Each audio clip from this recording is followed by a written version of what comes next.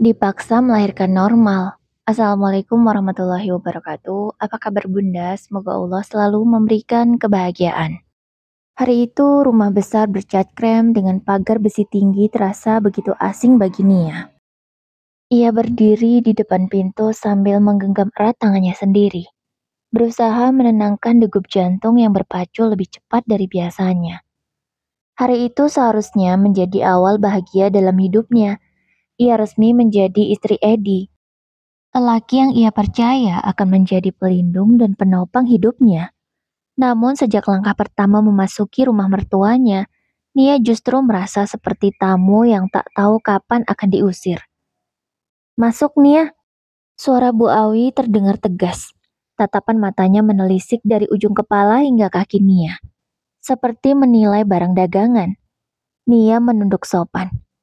Iya, Bu." Di belakangnya, Edi menepuk punggung istrinya pelan. "Santai saja, Nia. Ini rumah kita sekarang." Ucapnya terdengar hangat, namun sayang sekali. Tak diikuti keberanian untuk membela jika nanti istrinya disudutkan.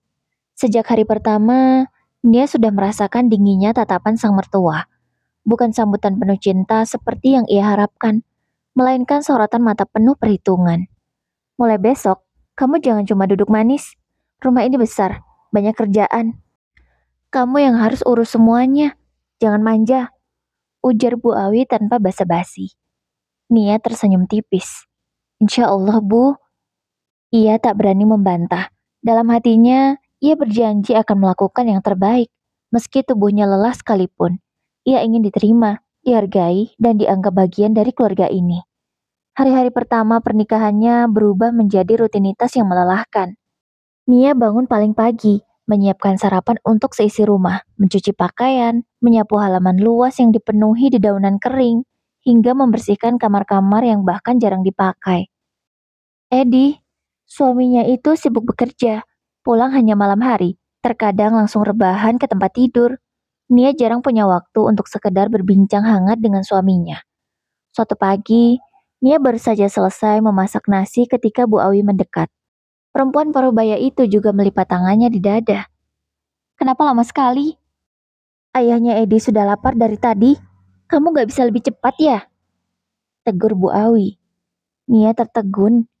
Ia baru saja mengangkat panci berisi sayur ke meja. "Maaf, Bu. Saya..." Selalu saja alasan.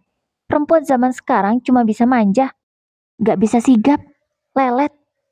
Bentak perempuan itu membuat Nia menunduk dalam. Air matanya hampir jatuh, tapi segera ia tahan. Ia tidak ingin terlihat lemah. Malam harinya, Nia duduk di tepi ranjang, menatap Edi yang sibuk dengan ponselnya. "Mas," suara Nia lirih. "Kenapa ibu selalu marah sama aku? Apa aku salah terus ya?" tanyanya. Edi menghela napas, meletakkan ponselnya sebentar. "Ya, namanya juga ibu, Nia. Kamu sabar saja. Ibu itu cerewet karena sayang. Jangan dimasukin hati," jawab Edi. "Tapi mas, aku..." Suara Nia tercekat, lalu melanjutkan dengan lirih. "Aku capek." Edi tersenyum kecil, lalu meraih tangan istrinya. "Sabar ya, kamu kan istri yang baik. Nanti juga ibu terbiasa sama kamu." Ucapan itu seolah penenang, tapi tak menyelesaikan apapun. Dia tahu, besok dan seterusnya ia akan menghadapi omelan yang sama. Hari-hari berjalan semakin berat. Bu Awi mengatur segalanya. Dari belanja dapur, menu makanan, bahkan uang belanja yang diberi pun selalu melalui tangannya. Nia hanya menjalankan. Pernah sekali, Nia ingin membeli bahan untuk membuat kue kesukaan Edi. Tapi saat meminta uang tambahan, Bu Awi langsung menyambar. "Kue? Buang-buang uang. Kalau Edi mau makan enak, biar makan di luar sana. Kamu jangan macam-macam," kata perempuan tua itu. Hati Nia remuk. Ia hanya ingin membuat sesuatu untuk suaminya, tapi selalu saja dibatasi. Namun, Nia tetap bertahan. Ia menelan semua luka itu sendiri. Ia percaya, suatu saat Bu Awi akan menerima dirinya dengan hati yang lebih lembut.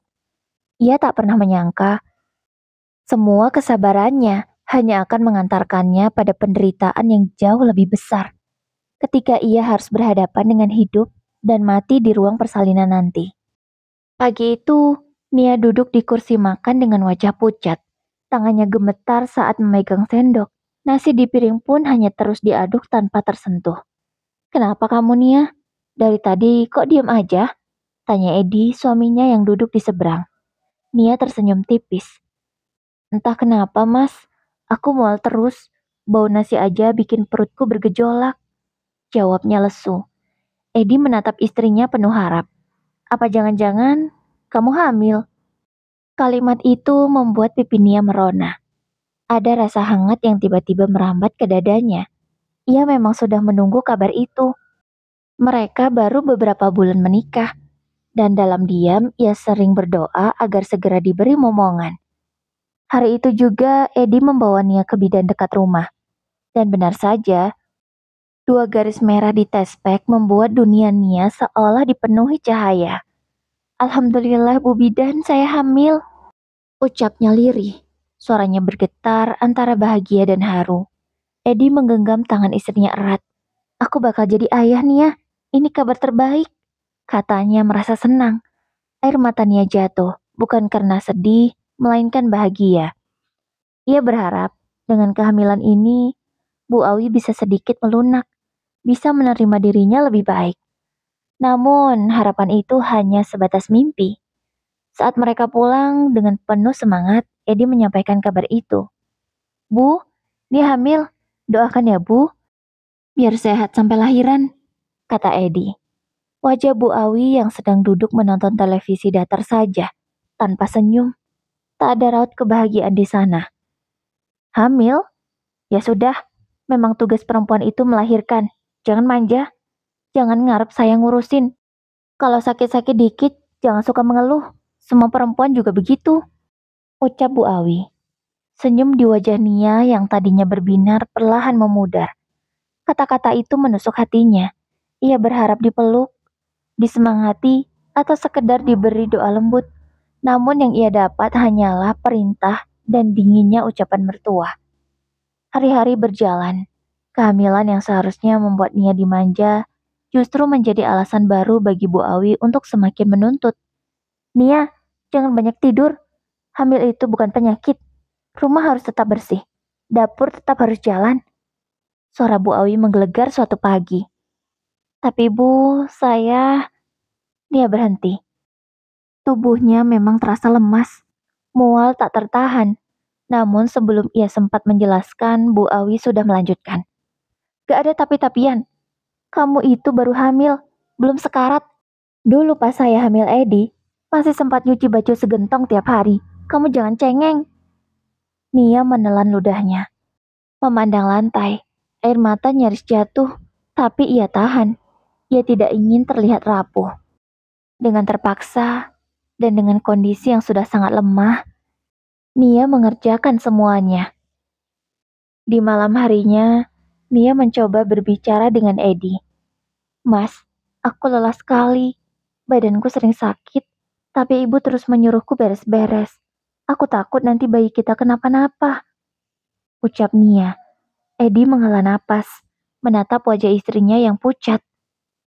"Sabar ya sayang, ibu memang keras, tapi sebenarnya hatinya baik. Jangan dipikirin terlalu dalam," katanya enteng. "Tapi Mas," suara Nia tercekat. "Mas gak lihat, aku sering muntah-muntah, sampai gak bisa makan. Aku butuh istirahat, Mas." Suara Nia bergetar, menandakan bahwa dia benar-benar lelah. Edi terdiam. Ada raut bimbang di wajahnya, lalu ia mengusap kepala Nia pelan. "Ya sudah, besok aku coba ngomong sama ibu, tapi kamu juga jangan terlalu diambil hati. Namanya juga mertua." Kalimat itu tidak benar-benar menenangkan. Nia tahu keberanian Edi sering kalah oleh kerasnya suara ibunya. Suatu sore, ketika Nia beristirahat di kamarnya, ia mendengar percakapan Bu Awi dengan tetangganya di teras. "Anak mentu saya itu lemah sekali. Baru hamil sudah kayak orang mau mati. Perempuan zaman sekarang manja semua. Saya dulu melahirkan Edi saja, nggak pakai drama." kata Bu Awi bicara dengan tetangganya. Tawa kecil tetangga menyahut. Tapi bagi Nia, kalimat itu menusuk lebih dalam daripada pisau. Ia menangis dalam diam, mendekap perutnya sambil berbisik. Maafkan Mama, nak. Mama lemah, tapi Mama berusaha kuat demi kamu. Hari-hari berikutnya, tekanan itu semakin menjadi. Nia tetap dipaksa mengurus pekerjaan rumah, sekalipun tubuhnya hampir roboh karena kelelahan. Tapi di balik semua tekanan yang ia rasakan, ada sosok mungil di dalam perutnya yang menjadi penguat. Itulah satu-satunya alasan yang membuat dia bertahan. Waktu demi waktu berlalu. Perutnya kini sudah membesar. Usia kandungan memasuki 7 bulan. Tubuhnya sering pegal, kakinya bengkak, dan nafasnya makin sesak. Namun pekerjaan rumah tak pernah berkurang. Bu Awi selalu punya alasan untuk menyuruh Nia bergerak. Nia, jangan duduk terus. Ambilkan ember itu. Cucian belum dibilas. Bentak Bu Awi suatu siang. Nia yang sedang memegang perutnya menatap ember besar berisi cucian yang penuh. Bu, saya sudah coba, tapi punggung saya sakit sekali. Boleh saya istirahat sebentar? Pintanya. Loh, kamu pikir orang hamil itu ratu apa? Jangan manja. Kalau nggak kuat kerja, buat apa nikah? Sergah Bu Awi, membuat wajah Nia semakin pucat. Air mata menetes tanpa ia sadari. Tubuhnya memang semakin lemah, tapi hatinya lebih sakit lagi mendengar kata-kata mertua yang tanpa belas kasih. Malam itu ketika Edi pulang, Nia mencoba bicara lagi. Mas, aku gak kuat. Badanku sakit semua, tapi ibu gak mau mengerti. Aku takut bayinya kenapa-napa. Ucap Nia. Edi menghela napasnya lagi. Ia tahu istrinya benar, tapi ia selalu merasa serba salah di antara ibu dan istrinya. Nia, kamu jangan kebanyakan pikiran. Kalau capek, bilang saja gak kuat. Nanti ibu juga ngerti. Nia menatap suaminya dengan mata berkaca-kaca. Aku sudah bilang, Mas. Tapi ibu malah bilang aku manja. Padahal aku cuma pengen istirahat. Katanya dengan lemah. Namun seperti biasa, Edi hanya mengusap kepala Nia pelan tanpa benar-benar membela. Sabar ya, aku yakin semua ini cuma sementara. Nia menutup wajah dengan kedua tangannya. Hatinya lah yang terasa paling hancur. Ia tak hanya lelah fisik, tapi juga merasa sendirian dalam rumah besar itu. Beberapa hari kemudian, kondisi Nia semakin drop. Ia sering pusing, perutnya kencang, bahkan nyaris pingsan ketika sedang menjemur pakaian. Melihat itu, Nia akhirnya memberanikan diri bicara pada Bu Awi. Bu, bolehkah saya pulang sebentar ke rumah orang tua saya? Saya ingin istirahat, badan saya sering sakit. Mata Bu Awi melotot. Apa? Pulang ke rumah orang tua? Mau apa kamu di sana? Lari dari tanggung jawab? Tuduh Bu Awi. Bukan begitu, Bu. Saya cuma ingin tenang sebentar. Saya takut. Tidak, kamu itu istri orang. Rumahmu ya di sini, bukan di rumah orang tuamu. Jangan bikin malu keluarga kami. Bentak Bu Awi keras, membuat Nia menggigil. Air matanya jatuh deras. Ia ingin berteriak, ingin mengatakan kalau dirinya tak kuat lagi. Tapi lidahnya keluh. Namun akhirnya dengan raut wajah penuh kelelahan, Nia memohon pada Edi di malam harinya. Mas, tolong izinkan aku pulang ke rumah ibu dan bapak sebentar saja. Aku butuh mereka. Aku takut kalau terus di sini aku sakit parah. Aku mohon, Mas. Kata Nia dengan penuh harap. Suaranya sangat lirih, lemah dan terdengar menyakitkan. Edi terdiam cukup lama, menatap wajah istrinya yang pucat. Ada rasa bersalah di matanya. Akhirnya, dengan helaan napas berat, ia mengangguk. Baiklah, aku antar kamu besok, tapi jangan lama-lama ya. Nanti ibu marah besar, ucap Edi. Nia memeluk suaminya erat. Tangisnya pecah. Ia sangat berterima kasih meski hatinya masih cemas. Ketika sampai di rumah orang tuanya, tangis langsung pecah dari bibir sang ibu. Ya Allah, Nia, kenapa kamu kurus sekali, nak? Suara ibunya parau, Matanya basah menatap putri yang dulu begitu ceria, kini tinggal bayang-bayang lelah. Nia hanya bisa menunduk. Air matanya deras. Ia masuk ke pelukan ibunya. Tubuhnya bergetar menahan sesak di dada. Ibu, Nia capek. Badannya sakit semua. Ibu mertua, dia nggak pernah kasih aku istirahat. Kata Nia di sela isak tangisnya. Ibunya menangis sambil mengusap punggung Nia. Ya Allah anakku, andai kamu tahu betapa hati ibu ini hancur lihat keadaanmu begini. Ibu ingin kamu tinggal di sini saja, tapi kamu sudah jadi istri orang, nak. Ibu nggak bisa berbuat banyak. Kalimat itu membuat dada Nia semakin sesak. Ia ingin sekali tetap tinggal, tapi ia tahu ikatan pernikahan menahannya. Malam itu, ia tidur dalam dekapan ibunya. Untuk pertama kali sejak lama, ia merasa sedikit aman. Namun di dalam hatinya, ada bayangan kelam. Secepatnya, ia harus kembali ke rumah itu, menghadapi Bu Awi dan segala tekanannya. Usia kandungannya sudah memasuki bulan ke-9. Tubuhnya semakin berat, langkahnya pelan. Bahkan, ia hampir setiap malam merasakan nyeri yang menusuk di pinggang dan perut. Di rumah orang tuanya, Nia sempat mendapat ketenangan beberapa minggu. Ibunya selalu sigap menyiapkan makanan, menolongnya ketika sulit bangun dari tempat tidur, bahkan sering mengusap perut Nia sambil berdoa lirih.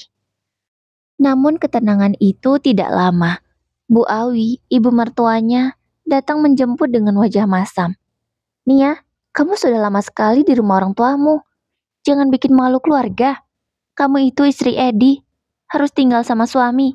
Ayo pulang sekarang juga. Ucap Bu Awi dengan nada judes dan sinis. Nia menunduk, hatinya tercekat. Ibunya memandang tajam ke arah Bu Awi, tapi hanya bisa menggenggam tangan putrinya erat. Anakku masih lemah, Bu. Biarkan dulu istirahat di sini. Ucap ibunya lirih. Namun Bu Awi langsung menyambar dengan suara keras. Jangan manja. Perempuan hamil memang begitu. Bukan berarti harus diperlakukan seperti ratu. Kalau terus-terusan dituruti, nanti makin malas. Ujar perempuan itu. Nia menatap ibunya dengan mata berkaca-kaca. Ia ingin berkata, tolong biarkan aku di sini. Tapi lidahnya keluh. Akhirnya ia pulang juga ke rumah mertuanya dengan langkah berat, meninggalkan ibunya yang menangis di ambang pintu. Hari-hari menjelang persalinan adalah hari paling berat dalam hidup Nia. Tubuhnya sering sakit hebat. Kontraksi kecil mulai datang dan pergi. Kadang ia sampai tak bisa berdiri, terpaksa berjongkok di lantai sambil menahan perut. Namun bukannya mendapat pengertian, Bu Awi justru semakin galak. Sakit dikit nangis, dasar manja. Dulu waktu saya hamil, saya masih bisa tuh angkat air 1 gentong penuh. Ujarnya, tidak sedikit pun bersimpati terhadap Nia. Ibu, suara Nia bergetar. Saya benar-benar sakit, perut saya keras sekali. Ucap Nia sambil meringis kesakitan dan napas yang terengah. Ah, jangan banyak alasan. Kamu harus kuat. Ingat, nanti melahirkannya harus normal. Jangan mimpi minta sesar. Operasi itu cuma untuk perempuan lemah. Kalau sampai kamu minta sesar, kamu bikin malu keluarga saya. Di sejarah keluarga saya, tidak ada yang melahirkan secara sesar. Semuanya normal. Jangan sampai kamu merusak sejarah itu. Ucap Bu Awi tegas. Kata-kata itu seperti belati menancap di dada Nia. Ia tahu tubuhnya tidak sekuat itu. Bahkan bidan pernah menyarankan agar Nia siap-siap jika harus operasi, karena panggulnya sempit. Tapi bagaimana ia bisa membantah ketika mertuanya menganggap itu aib? Malam itu, ketika kontraksinya datang lagi, Nia duduk di ranjang sambil menggenggam tangan Edi. Mas, kalau nanti aku nggak kuat, boleh kan aku operasi saja? Aku takut, Mas. Takut aku atau bayinya kenapa-napa. Ujarnya. Edi terdiam. Wajahnya tegang. Nia, ibu gak akan setuju. Kamu tahu sendiri. Ibu selalu bilang, operasi itu akan merusak sejarah keluarga. Selain itu juga pemborosan. Katanya perempuan sejati harus melahirkan normal.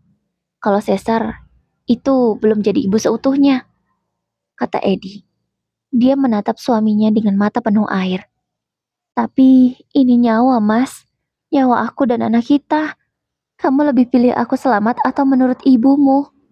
Pertanyaan itu malah mengguncang hati Edi. Ia ingin berkata, aku pilih kamu. Tapi mulutnya terkunci. Bayangan wajah ibunya yang galak membuatnya takut melawan. Akhirnya ia hanya memeluk istrinya erat.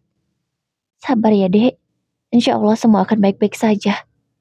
Tapi dalam hati Nia, doa itu terdengar hampa. Ia merasa semakin terjebak, seolah hidup dan matinya hanya bergantung pada keputusan sang mertua. Hari-hari terasa seperti neraka.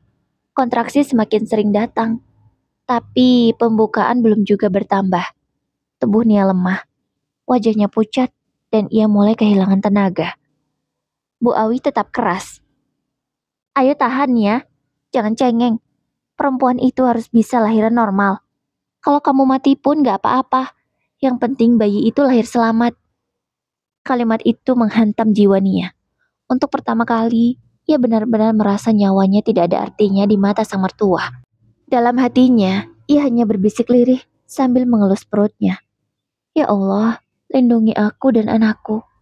Kalau harus ada yang pergi, biarlah aku, jangan anakku. Air matanya jatuh membasahi pipi. Ia tahu saat-saat paling menakutkan sudah semakin dekat. Besoknya, rasa sakit yang dialaminya semakin hebat. Edi yang tak tega membawa istrinya ke bidan. Biar ibu saja yang temani, kamu berangkat kerja sana, ucap Bu Awi. Dengan terpaksa, Edi pun menurut. Suara rintihan Nia memenuhi ruangan bersalin kecil milik bidan desa. Wajahnya pucat pasi, rambutnya berantakan, keringat bercucuran deras dari dahi hingga leher. Tangannya mencengkram erat spray kasur. Tubuhnya bergetar menahan sakit kontraksi yang datang bergelombang. Duh, sakit bu, perut saya. Tolong. Suara Nia parau, hampir tak terdengar. Bidan yang menanganinya menggeleng pelan setelah memeriksa. Baru pembukaan 3. Ini harus sabar bu. Tapi sebaiknya pertimbangkan untuk dirujuk rumah sakit. Kondisinya lemah sekali. Belum sempat Nia menjawab. Suara Bu Awi langsung menyambar tajam. Tidak, gak usah ke rumah sakit. Biarkan lahir normal di sini saja. Jangan manja, Bu Bidan. Perempuan hamil itu memang harus sakit. Kalau gampang, semua orang bisa. Bidan terdiam, menatap Nia yang sudah hampir kehilangan tenaga. Namun sebagai tenaga medis desa yang terbiasa menghadapi keluarga keras kepala, ia tak berani membantah terlalu jauh. Hari pertama, Nia masih mencoba bertahan. Ia menggigit bibir, menahan setiap gelombang sakit. Dalam hatinya ia berdoa, berharap proses segera selesai. Dan ketika malam hari, Nia sendirian di puskesmas. Ibu mertua dan suaminya tak datang untuk menemani. Nia yakin kalau suaminya pasti disuruh kerja, sementara Bu Awi mungkin memang tidak mau menemaninya. Ingin sekali dia menelpon orang tuanya, tapi Nia tak tega. Kasihan ayah dan ibunya yang sudah tua. Dia tak mau kalau orang tuanya tahu bagaimana keadaannya sekarang dan kejamnya sang mertua. Pasti orang tuanya akan sangat sedih. Nia takut kalau nanti orang tuanya malah drop. Nia mencoba menahan diri. Ia mencoba berusaha kuat. Namun waktu berjalan lambat. Malam pertama berlalu, kontraksi datang makin sering. Tapi pembukaan hanya bertambah sedikit. Nia menangis dalam diam. Tubuhnya lemas, nafasnya tersengal. Hari kedua, rasa sakit itu semakin menyiksa. Nia mulai berteriak. Sakit sekali, tolong hentikan. Nia seperti orang yang sudah tak sadar. Tangannya meraih tangan Edi yang berdiri di pojok ruangan. Kebetulan saat itu Edi datang untuk menjenguk. Mas, aku gak kuat lagi, tolong. Izinkan aku operasi saja, aku gak kuat. Rintihnya. Namun Edi hanya menunduk, wajahnya kaku. Sabar Nia, semua perempuan juga begitu. Ibu yakin kamu bisa normal. Tahan sedikit lagi. Tangisan Nia pecah. Ia menatap suaminya dengan mata penuh kecewa. Mas, ini nyawa aku. Kenapa kamu gak peduli? Ucapnya lirih dan merintih. Edi tak sanggup menatap balik. Pikirannya melayang pada kebun yang sedang panen dan toko bangunan yang harus ia awasi. Sesekali, Ia bahkan sibuk menerima telepon di luar ruang bersalin, meninggalkan Nia yang menjerit kesakitan sendirian. "Sudah, kamu berangkat kerja sana, biar ibu yang nunggu," ucap Bu Awi yang baru datang. Nia hanya bisa pasrah, melihat suaminya pergi. Hari ketiga, tubuh Nia nyaris roboh. Bibirnya kering, wajahnya pucat pasi seperti tanpa darah. Nafasnya terengah-engah, kadang seperti mau berhenti. Bidan kembali mencoba bicara. "Bu, kondisi Bu Nia ini kritis. Tekanan darahnya turun. Detak jantung bayinya melemah.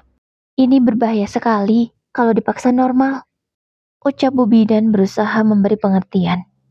Dan sebelum Edi pergi tadi, Bu Bidan juga sudah bicara padanya. Namun, bukannya memberi keputusan, Edi malah bilang, "Sampaikan saja pada ibu saya." Begitulah katanya. Itu membuat Bu Bidan sangat kecewa. Dia tidak menyangka kalau ada suami yang seperti Edi, tidak kasihan pada istrinya, malahan hanya berpedoman pada keputusan sang ibu. Namun Bu Awi justru mengibaskan tangan. "Ah, berlebihan. Dulu saya melahirkan Edi 3 hari juga kuat. Anak mantu saya ini saja yang cengeng. Tahan sedikit lagi, nanti juga keluar sendiri itu bayi," katanya enteng. Dia menatap ibu mertuanya dengan pandangan sayu. Air mata mengalir tanpa bisa dibendung. Ia merasa hidupnya tak ada lagi nilainya. "Bu, saya nggak kuat lagi," bisiknya lirih hampir tak terdengar. Namun Bu Awi justru mendengus. "Kalau mati pun nggak apa-apa. Yang penting cucu saya lahir selamat," ucapnya di ruang persalinan yang kecil. Suaranya menggelegar. Bahkan yang di luar pun pasti bisa mendengarnya. Sementara itu, dia masih berusaha mengedan. Namun tetap saja bayi itu belum mau keluar. Bu Bidan yang mendengarnya hanya bisa mengingatkan. "Bu, jangan bicara begitu. Kasihan Bu Nia, harusnya disemangati, bukan malah dikatai," kata Bu Bidan. Sebenarnya Bu Bidan sudah sangat emosi, tapi tak bisa berbuat banyak. Kalimat yang keluar dari mulut Bu Awi membuat ruangan seakan membeku. Bidan menatap Nia dengan iba, sementara tubuh Nia semakin lemah. Tangannya terkulai di samping tubuh. Suaranya hanya tersisa rintihan lirih. Malam ketiga, di antara sakit yang tak tertahankan, Nia menggenggam perutnya. Bibirnya bergetar, berbisik pada janin dalam kandungan. "Anakku, bertahanlah. Meski mama mungkin gak bisa menemanimu lama." Tangisnya pecah dalam kesakitan. Ia merasa ditinggalkan. Tak ada yang benar-benar peduli pada hidupnya. Sementara itu, Edi bukan datang untuk benar-benar menemani. Ia malah sibuk bolak-balik menerima telepon tentang kebun yang butuh pekerja tambahan dan toko bangunannya yang kehabisan stok. Alih-alih mengambil keputusan untuk menyelamatkan istrinya, ia justru larut dalam urusan duniawi, membiarkan Nia terus berjuang sendirian di ambang maut. Dan malam itu, tubuh Nia benar-benar sudah tak sanggup lagi. Matanya setengah terpejam, napasnya tersengal, wajahnya pucat pasi. Suara bidan panik. "Kalau terus begini bisa gawat, harus segera dibawa ke rumah sakit," ucapnya. Namun lagi-lagi Bu Awi menahan dengan suara keras. "Tidak, saya bilang tidak. Biarkan dia melahirkan di sini. Normal, perempuan itu harus kuat." Nia hanya bisa menangis dalam hati. Tubuhnya sudah terlalu lemah untuk melawan. Dalam kepasrahan, ia menyerahkan semua pada takdir. Apakah ia masih diberi kesempatan hidup, atau harus menyerahkan nyawanya demi buah hati? Namun dalam hatinya ia berharap, semoga ada pertolongan dari Sang Maha Kuasa. Sementara itu di rumah orang tua Nia, sang ibu beberapa hari ini merasa cemas dan gelisah. Karena takut terjadi sesuatu pada putrinya, ia mencoba menelepon, tapi ponsel Nia tak aktif. Ya, itu terjadi karena Nia tak lagi mengurusi ponselnya. Ponsel itu sudah kehabisan baterai sejak malam kedua. Mau menelpon Edi rasanya tak yakin, hingga kedua orang tua Nia memutuskan untuk langsung datang ke rumah besannya. Sesampainya di sana, rumah tampak sepi. Ia bertanya pada tetangga di sebelah, dan bilang kalau Nia sedang ada di puskesmas. Pak Anton dan Bu Indah sangat khawatir. Mereka segera menuju puskesmas yang diberitahu sang tetangga. Sesampainya di sana benar, ada Bu Awi yang sedang duduk di luar. Begitu juga dengan Edi. Namun pria itu sibuk dengan ponselnya. "Di mana Nia?" tanya Bu Indah dengan suara yang tak ramah. Bu Awi tak menjawab, namun hanya melihat ke dalam. Bu Indah dan Pak Anton langsung masuk. "Astagfirullah Nia, ya Allah nak. Kamu, ya Allah, Bu Bidan, tolong, tolong carikan kendaraan. Bawa anak saya ke rumah sakit. Ya Allah Nia." Bu Indah sangat panik, begitu juga dengan Pak Anton. Melihat kondisi Nia yang begitu menyedihkan. Bahkan Nia sudah sering terpejam daripada membuka matanya. Tubuh Nia sudah mengeluarkan keringat dingin. Orang tua mana yang tak panik melihat keadaan anaknya yang seperti itu. Melihat kedatangan orang tua Nia, Bu Bidan sigap. Untungnya Bu Bidan suaminya punya mobil, sehingga bisa segera membawa Nia ke rumah sakit. Namun Bu Awi tak diam begitu saja. Ia berusaha mencegah orang tua Nia. Namun Pak Anton dengan tegas membentak. "Kalau anak saya sampai kenapa-napa, saya akan tuntut ibu," ancam Pak Anton. Hal itu membuat Bu Awi tak berkutik. Ia hanya bisa terdiam. Begitu juga dengan Edi.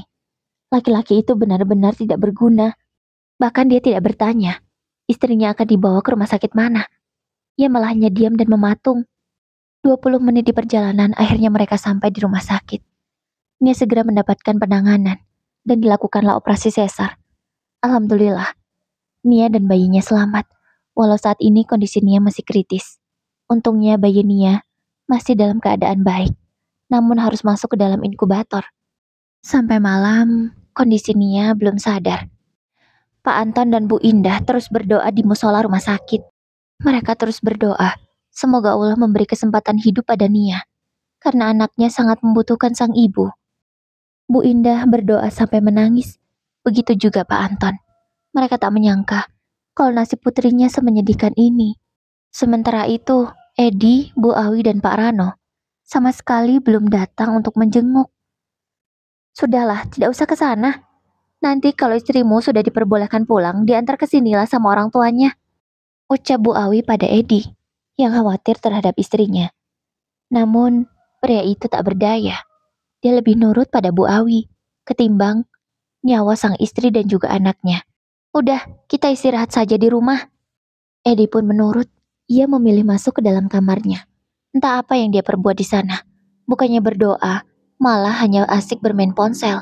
Bu Indah dan Pak Anton yang baru selesai berdoa dari musola rumah sakit merasa heran, karena tak ada satupun keluarga dari besannya yang datang, termasuk menantunya sendiri. "Setelah ini, kita bawa Nia pulang, Bu. Anak kita bisa mati kalau terus tinggal di sana," ucap Pak Anton tegas. Bu Indah pun mengangguk. "Iya, Pak. Ibu setuju. Ibu nggak peduli dibilang orang tua yang egois. Ibu nggak mau anak kita mati sia-sia," jawab Bu Indah. Besok paginya, alhamdulillah, Nia sudah sadarkan diri. Dia begitu semangat melihat wajah putranya yang terlihat sehat. "Alhamdulillah, anakku selamat, Bu," ucapnya dengan suara lirih dan lemah. "Iya, Nak. Alhamdulillah, anakmu selamat. Dia sehat." Nia sempat melihat ke sekeliling. Mungkin dia mencari keberadaan suaminya, tapi tak ada di sana. "Kamu tenang saja. Ayah sudah mengazankan anakmu," ucap Pak Anton lembut. "Makasih ya, Ayah," ucap Nia. Pak Anton pun mengangguk. Seminggu sudah, Nia dirawat di rumah sakit karena kondisinya belum benar-benar stabil. Dan seminggu itu pula, tak ada satupun keluarga dari Edi yang datang, termasuk Edi. Entah di mana pikiran lelaki itu, sehingga tak datang sehari pun untuk menjenguk istrinya. Keputusan Pak Anton dan Bu Indah sudah bulat. Bahkan mereka juga sudah menyampaikan pada Nia. Nia pun setuju, karena dia sudah tak sanggup lagi berada di tengah-tengah keluarga Edi. Sudah cukup baginya bertahan dan mengabdi selama ini. Ia kasihan pada anaknya. Kalau terus bertahan di sana mungkin nyawanya dan anaknya tak akan selamat. 3 hari kemudian, kondisi Nia sudah membaik, begitu juga dengan anaknya. Total 10 hari Nia dirawat. Kini mereka diperbolehkan pulang. Nia langsung pulang ke rumah orang tuanya. Sang ibu dengan sabar merawat cucu dan juga anaknya. Waktu pun terus berlalu. 40 hari sudah setelah Nia melahirkan. Ia sudah tak berharap lagi soal Edi. Ia sudah pasrah. Bahkan rencananya, Setelah ini ia akan mengajukan gugatan ke pengadilan. Namun baru rencana, tiba-tiba Edi datang. Tapi bukan untuk menjenguk dirinya dan anaknya, melainkan membawa surat, yaitu surat perceraian. Edi tak datang sendirian, dia bersama Bu Awi. Maksud kedatangan kami ke sini bukan untuk menjenguk Nia ataupun anaknya, melainkan Edi sudah menggugat Nia ke pengadilan. Silakan tanda tangani, setelah ini kalian resmi bercerai. Saya nggak mau anak saya punya istri yang tidak becus seperti Nia. Tidak nurut pada suami dan keluarganya. Lebih nurut sama orang tuanya sendiri. Itu artinya, Nia belum siap jadi seorang istri. Jadi, lebih baik mereka berpisah, ucap Bu Awi di hadapan Nia dan juga orang tuanya. Nia tak menangis sama sekali. Air matanya sudah habis untuk menangisi keluarga suaminya. Ia juga sudah pasrah, dan dia juga sudah memikirkan hal ini. Mungkin inilah yang terbaik.